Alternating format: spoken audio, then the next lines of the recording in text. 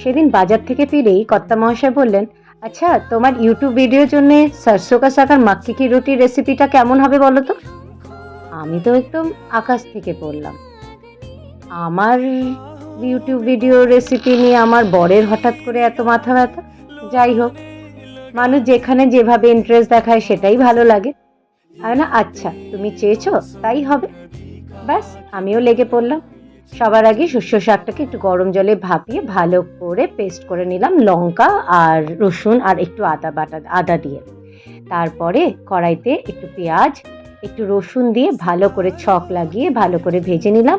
তারপরে ওর মধ্যে পেঁয়াজ বাটা, আদা রসুনের পেস্ট ওগুলো দিয়ে একে একে গরম মশলা, জিরার গুঁড়ো, ধনের গুঁড়ো, কাশ্মীরি রেড মির্চ পাউডার, কাঁচা লঙ্কা বাটা এইগুলো দিয়ে ভালো করে নাড়িয়ে নিলাম মশলাটাকে। তার সাথে যখন মশলাটা দেখলাম একটু বেশ ভালো করে কষিয়ে এসছে, তখন শাকটা দিলাম ছেড়ে। আবার তারই পরে পরে ওর মধ্যে আবার কিছুক্ষণ কষানোর পরে ছড়িয়ে দিলাম টমেটো বাটা। এরপরে মশলাটা যখন ভালো করে শাকটার সাথে কষে উঠলো, তারপরে আমি দিলাম একটুখানি বাটার দিয়ে আবার ভালো করে নাড়লাম। সাইডে আমি একটা ছক বানিয়েছিলাম বাটার দিয়ে, রসুন আর কাঁচা লঙ্কা কুচি কুচি করে কেটে ওটার মধ্যে ভালো করে গরম করে নিয়েছিলাম।